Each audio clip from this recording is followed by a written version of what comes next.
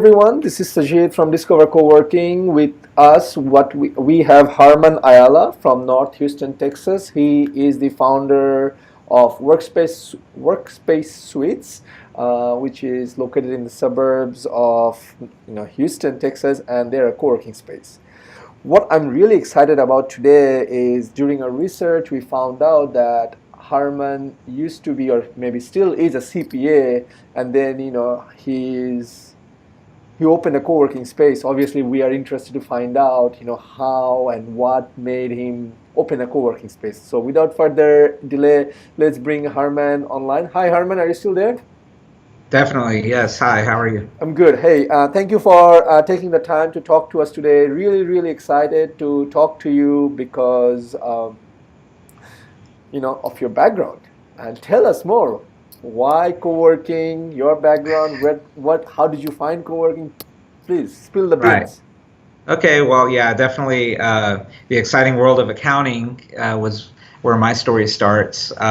Definitely, I've worked, being in accounting, I worked at some large CPA firms in the state of Texas, and they always had really awesome office spaces that were uh, transitioning from a time where everybody had their own oak-lined wooden office, with the big desk and a secretary with the you know papers everywhere, to kind of what is now more modern offices where space isn't as much as it used to be. There's not as much wood panel walls and that type of stuff, and so I, being in the accounting world, I'm always looking for something new to I guess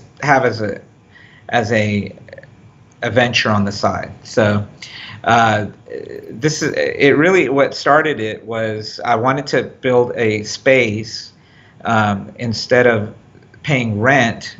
I wanted to build a space that I could call my own, and then with the uh, process of finding real estate and building and all these other things that you have to do to open your own space, I discovered that it was going to be very difficult for me to afford it.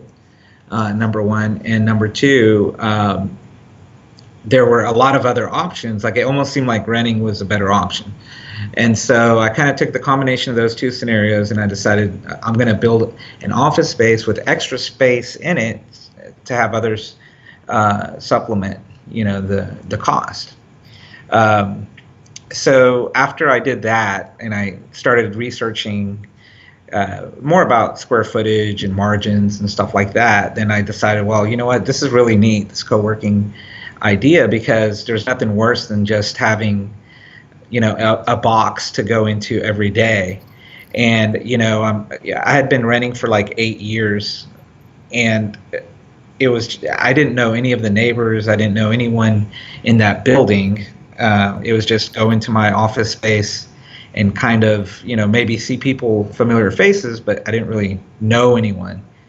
And co-working is it's kind of like that, except you know everyone and you know what everyone's doing, and more of a community setting. So that's definitely something that I was interested in doing, and that's how it eventually became a co-working office. Okay, great. Great story. So now, when did you, I mean, from the time you decide, okay, I want to open a co-working space, first of all, did you know the word co-working, or was that like, after a lot of searches and a lot of, you know, tr- Yes, I stumbled across. Well, I kind of knew. I knew more about like executive suites, because that was more, commonly used. Those came up first, I would say.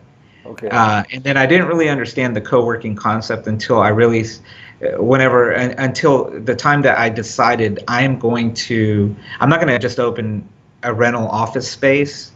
I'm going to get more into a community space, and once I did that and I started kind of researching, then I stumbled across co-working as a term, and then as as I discovered that more, then I was like, well, this is a no-brainer. This is the way that we need to go. This is the way things are going. Yes. Fabulous. And how long ago was that? Was it 12 months, 18 months?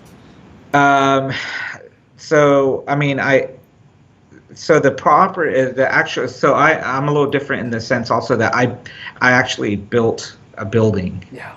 Wow. Which I was always going to build, but it was, like I said, it was going to just be a CPA office, and then and so I would say from the time that I had purchased land and gone through different building concepts, and then right before I really started getting into pulling the trigger on architectural plans and stuff like that is whenever that was around the time, because I was really researching a lot of executive suites and that type of space.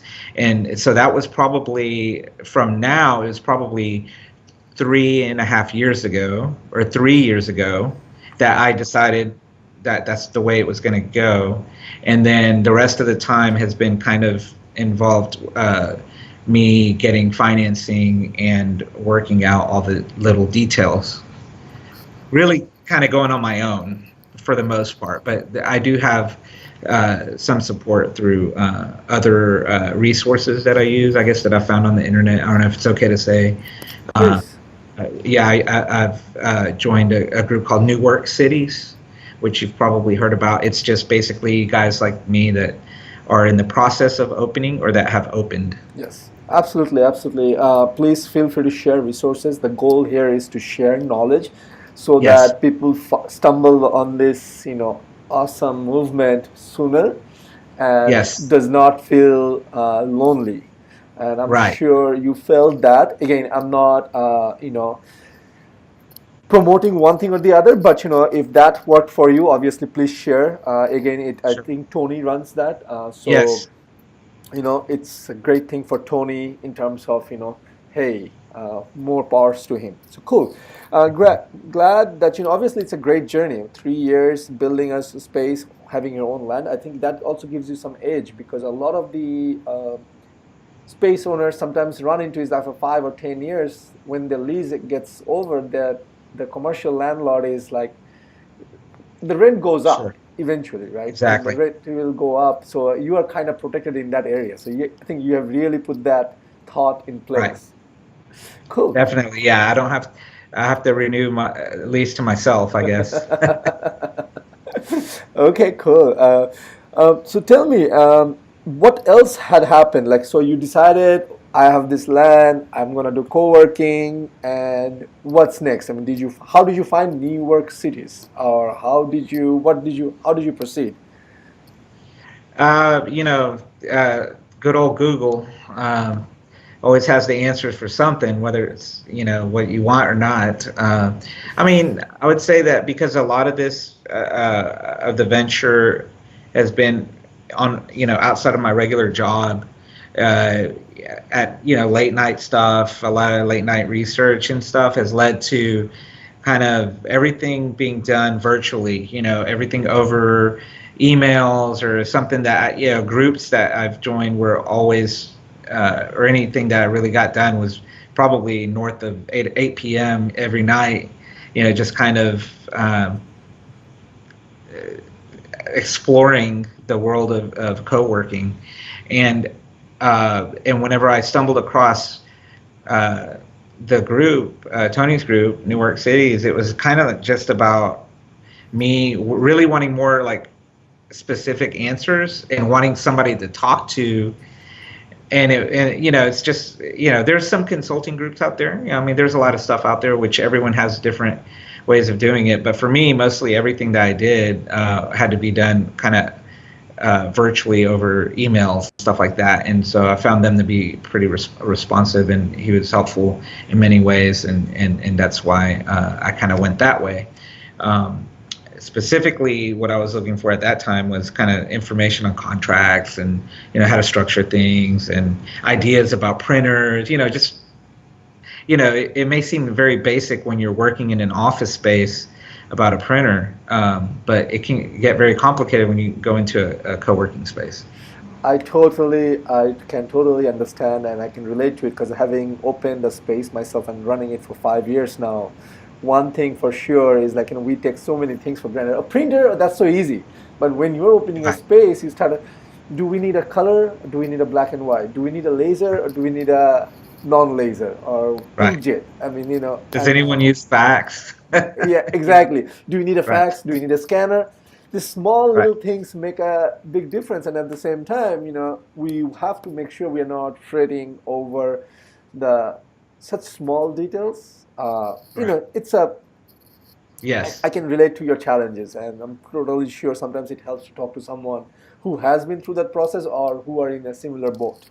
Cool. Right. So, can you tell me more about your space and your community, or what's going on over there?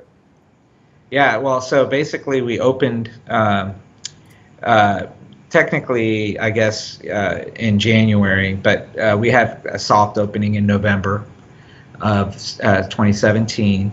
Um, and really, kind of I guess the vibe of our community, what I want to have is more of it's kind of a in between what you would find as like maybe um, like like a little less like WeWork and a little bit more like the offices that I worked in whenever I was in accounting. It's a combination of the two. So it's a little bit more, uh, I guess, structured office spaces. There's not a lot of, I guess, like couches and, there's no ping pong tables or anything like that. But we try to focus the co-working part on community, so getting to know all of our members and hopefully offering something that our members would otherwise have to drive a 40-minute commute each way because we do live in Houston and we are in the suburbs, to offer that to them close to home so they can spend an extra 10 hours a week at least at home with their families, uh, and not have to get on buses or have to find alternative ways of transportation. It's a big a pilgrimage every day to get downtown and to the Galleria area. There's a lot of big business centers here, and traffic is always a constant. I grew up in Houston, so it's just something we've been battling all our lives. And at some point, you just decide, well, there's no reason to do that anymore. Everybody works virtually. A lot of large companies allow their employees to just work at home, and so what we can offer is, well, you can be in a office setting, but very close to home, almost in your neighborhood, and that allows you to avoid all the distractions, deliveries, doorbells, dogs, cats, whatever it may be, and also gives you a sense of community because you're not just working by yourself. Right. Although I would disagree with you. Are you sure the dogs are a distraction? The doorbells? I thought people Oh, love that. well, especially the combination of the two.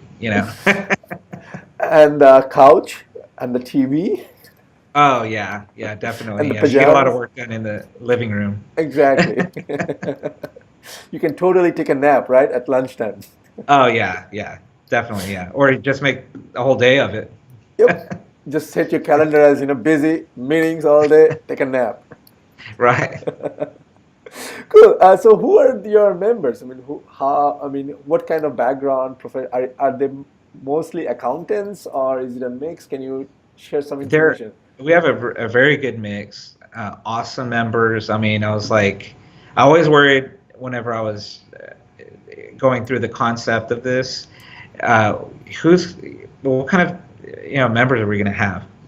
Uh, Everything has worked out so far, like in an unimaginable success because the members we have are they're all very professional but laid back, and we have like realtors, engineers.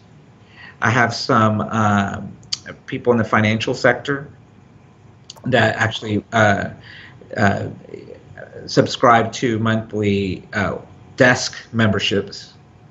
Well, the financial members, the ones that are in the financial world, and they actually can work from anywhere, but they need a space where they can come to. So that's always nice to see people like that, because that's kind of more my background.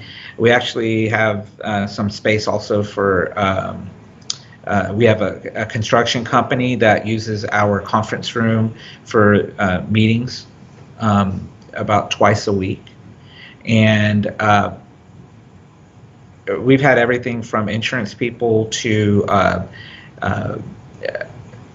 real estate management companies using our space, and we also have virtual office space for some individuals that started their own companies in the medical area. So it's a good mix. Wow, that's very diverse. Yes. That's great. And what's the number one reason why all these people are choosing to work out of Workspace Suites? Is it because they don't want to, go down to downtown or the Galleria area? Hmm. They don't make the pilgrimage, or is it that they're lonely? Is it a combination of factors? I mean, what have you found out? I'd say it's a combination. I think that there is a lot uh, of offices that are probably even closer than downtown, but they're just offices. So in that sense, this is a little bit different. Obviously we have a community manager that oversees everything that's here during the day, and I think they find that attractive as well, to have somebody there. For the most part, they're limited hours. They can't be here 24 hours a day. But I think that's an attractive part, and also that I really think the another big attraction is the build out, the type of furniture we have, to be able to do a lot of the things that you would need to do to have an office space that looks as nice as the ones that we have. It would be a huge investment, I think. In fact, I know. So I think that's very attractive for up and coming companies or startups to get into a co-working space that they find fits kind of their feel and look and everything.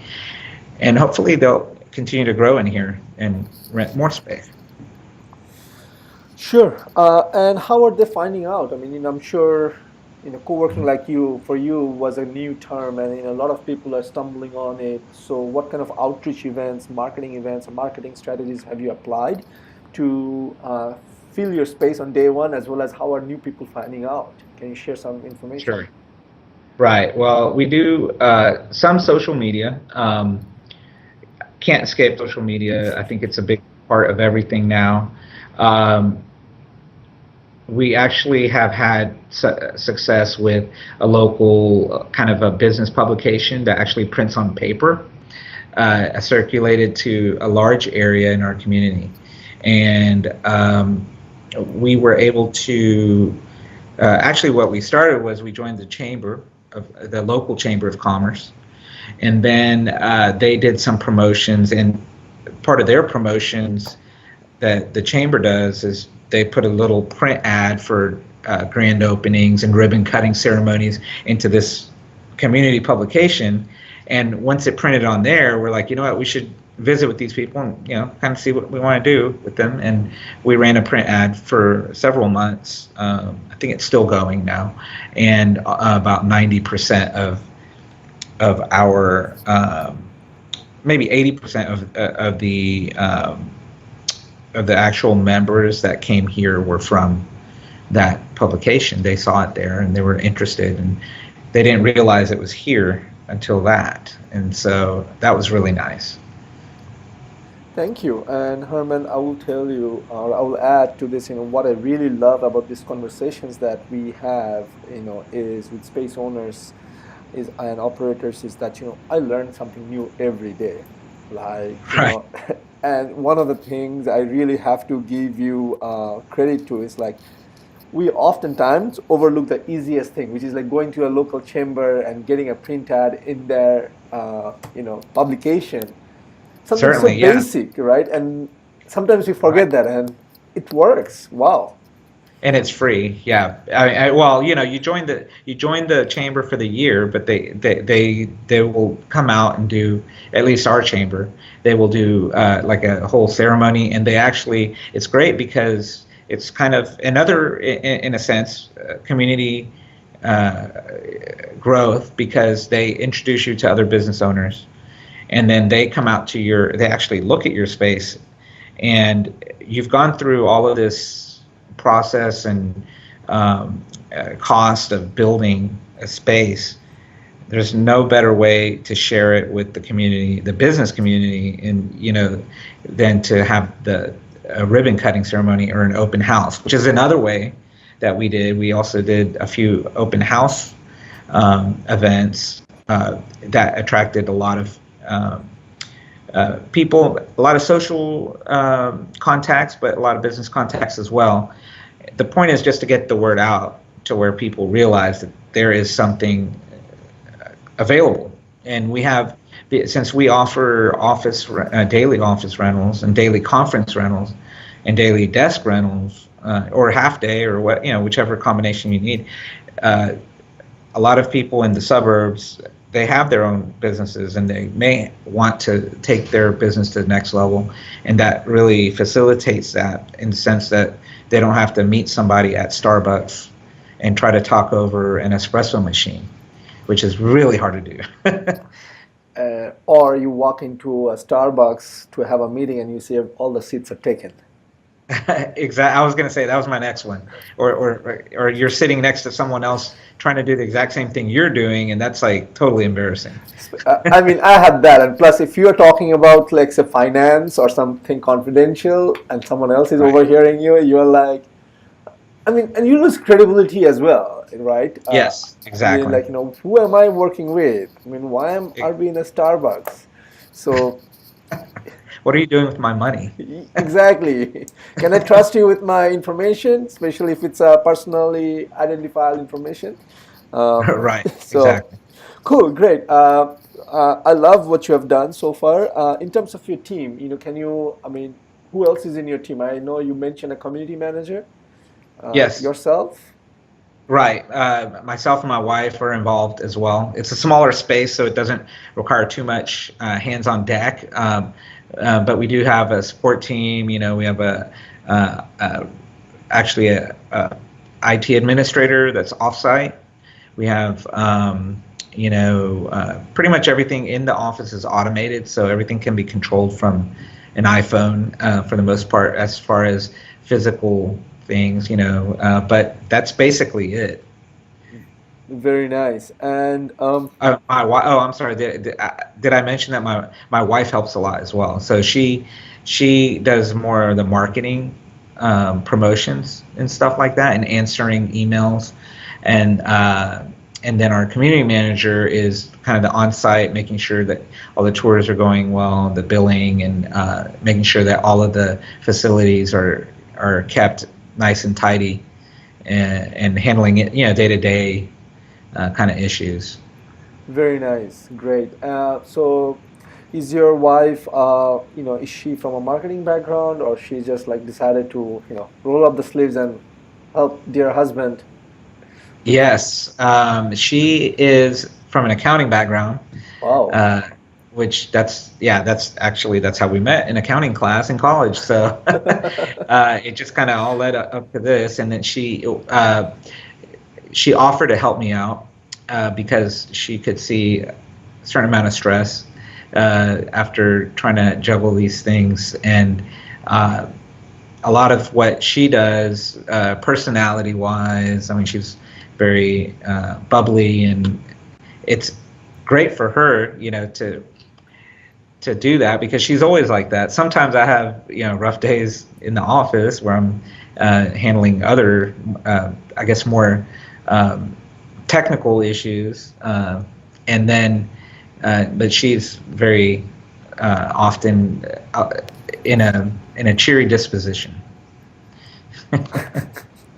in a very, she's always smiling, so that's great. Well, here's another tip for operators or owners out there. If you have a spouse, involve them in the business, right? Yes, Uh, they can, yeah. She's valuable, very much, yeah. yes, great. And then your team, your community manager is doing all the tours. When did you onboard a community manager? Was it before or after you opened, or right at the time of opening the space? So it was really at the very opening of the space. I could not be there 20, at the beginning I was there a little bit more. I actually have my office space in here, but most of my time is spent at clients' offices. So, and also meeting with other professionals. So sometimes we can meet here, like with attorneys and other CPAs, finance teams. But a lot of times it's at a client's office or at the other professionals, colleagues' office space. Whenever I couldn't be here all the time, knowing that was the first step that I needed to have. So for me, community manager was day one. And actually, I think the weekend before our ribbon cutting and our soft opening, she was hired. And I'm very glad that I had that, because you just can't be in two places at once. Like that idea. And now, how did you go about finding a community manager? Because these are very new roles. These are jobs that didn't exist 5 years ago, 10 years ago, right? These are the new Right. economy jobs. So, I mean, what did you Yes. advertise? How did you do this whole interview process? What did you look for? Can you share some information? Certainly. Well, the main thing that I would always recommend is to make sure that you have somebody that can take ownership of the space. They have to feel that it's almost like if they own the business, and that's their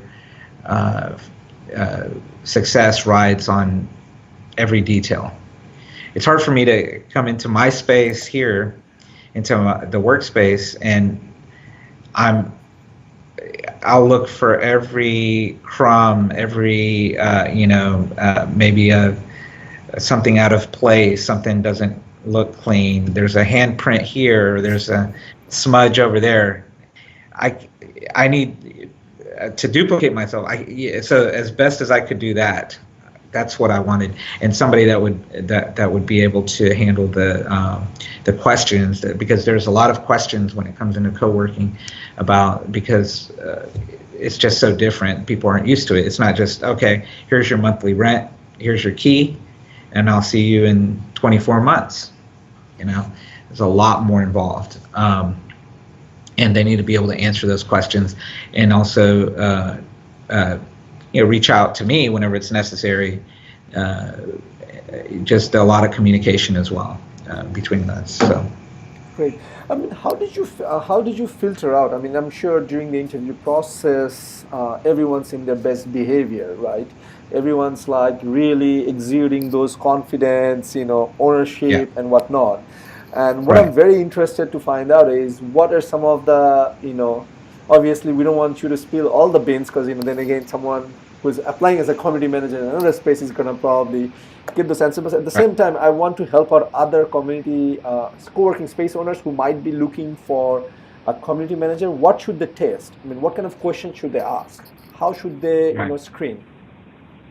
Well, because there weren't a lot of actual community managers out there that I was interviewing, I kind of tailored it towards attracting anyone who had any type of reception work in the past, and then from there added some of the tasks that needed to be done, and a little bit of computer technical ability, as far as printer setups, and what do you do if you have this scenario.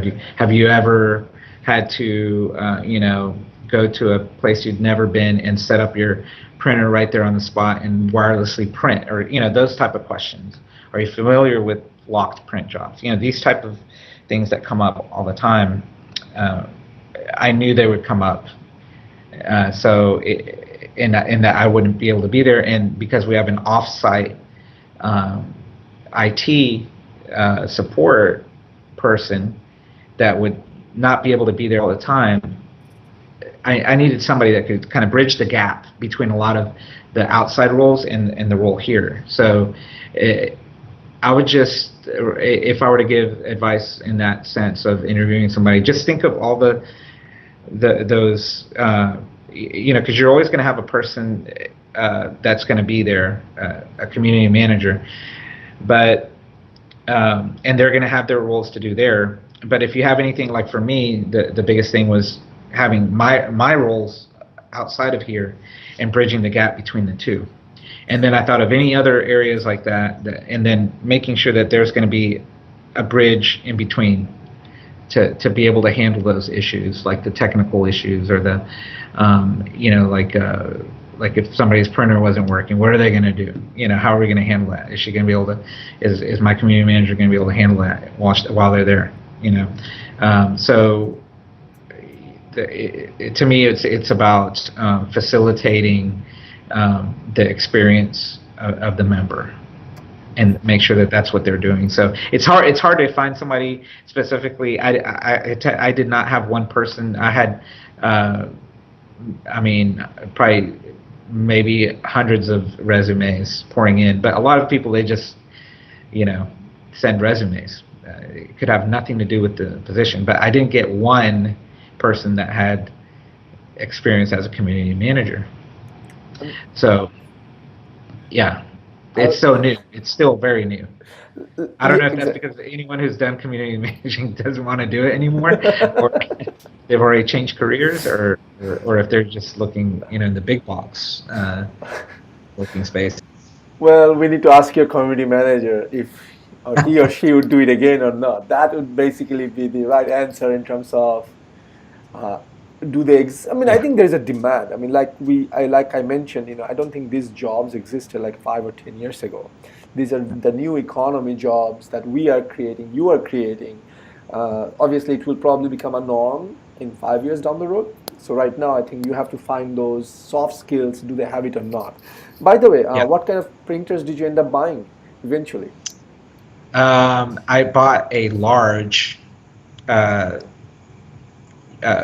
multi-function printer, and I'll just tell you right now, the most use of it is definitely printing.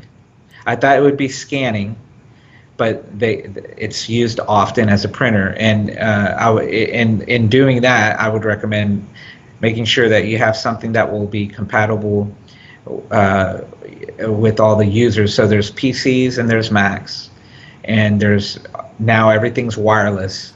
So make sure that you can do that, because ours does, but it took us a while to figure it all out. So that's something that if you're printing when you're plugged into the wall, that's one thing, and then being able to print off of let's say an iPad remotely, or wirelessly, it's just a whole other ball game. So just be careful, in that, and because you need to have locked print jobs, because we have a central printer. Yeah. That's good information. That's again a very valuable information. Again, coming from an experienced person. Last question, hopefully, as we wrap up, is now that you have gone through the journey, and knowing what you know, and if you have to redo this again, or if someone who is just thinking of getting into the co-working business, what would be your advice to that person? What should they do differently? Who should they reach out to first? I'm sure there were some times you wish you had known this before, then you would have done something very differently. So share some wisdom with us, please. Definitely try to find a group or some type of forum, maybe, whether it be in a membership, like say like a New Work Cities, or some other resource to bounce ideas off of with other people. And there's so many things out there, even every day here, that I have that come up, and there's nothing out. There's not a lot out there. You can't just Google it. You can get close, but everyone's scenario is different, and it's almost always very specific to a lot of things. It could be your members, it could be your space, it could be your geographical area. Um, so you just really have to be resourceful, find ways to get things done, and don't sweat too much the small stuff. So uh, I would worry whether the the plant in our lobby was giving the right impression, which you know it can you'll kill yourself thinking about all those things. Things will evolve, the eventually it's going to work out. Um, Put one foot forward and just keep plugging away at it. You can't focus too much on these little things because you're gonna you're really gonna give yourself a heart attack or lose a lot of sleep at the very least. And at the end of the day, nobody really notices all these things. Nobody's commented on my plants in the lobby. Hey, well, I'm so glad we spoke today. I mean, that's actually another valuable advice. That's four. Wow, you are another. But I do agree with you. And when we are designing spaces, it's our baby. We start to think, oh, shall we go with this plant or that plant? But at the end of the day, you might as well just go. Maybe not from the dollar store, the plastic plants, Yeah, but that can yeah, also work, right? Low maintenance. certainly. Um, No one's gonna mind. Yes. However, I do want to circle back is that, it is very valuable to be part of a group. At the same time, I think there are a lot of people out there who are bad actors, I mean, who may not have opened a space and are consulting, coaching. Make sure someone who has been through that journey and has very good members and, very supportive, like looks like, Tony's been amazing. Yeah, So make very. sure join a group that again you can gel with. And yeah, cool. I don't have anything else. I really appreciate you taking the time to talk to us today and share your wisdom. I learned a lot, and Thank you. Yeah, hopefully everyone else who's going to read this as well will learn a thing or two. I hope so. It was fun. Thank you. Oh, before we sign off, by the Yes. way, again, I'm not getting paid to say this, but I do want to say is that now that I know you, if I was in co-working and I had needed an accountant, I think I will go to you. Not because I'm interviewing you, but I think you would understand our business better and the ins Yes. and out than probably a lot of the other accountant out there, right? Again, Right. I know I'm making it very clear I'm not getting paid to say this. That wasn't the condition for this I can interview. verify that as well. Yes, I'm being very. I like to be very transparent. However, talking to you, I just realized that hey, if you're in the market for an accountant or a CPA, and you're in the co-working business, There you go. Herman is your guy. He knows this business. I'm your man. Yes, he can tell you what you can write off and what you cannot, which events are tax deductible, which are not. Because there are like a lot of nuances, right, when you're setting up your books. So that helps. So anyway, thank Certainly. you. Well, I thank you. really appreciate you joining the call. Thank you. Bye bye. Alrighty. Bye bye.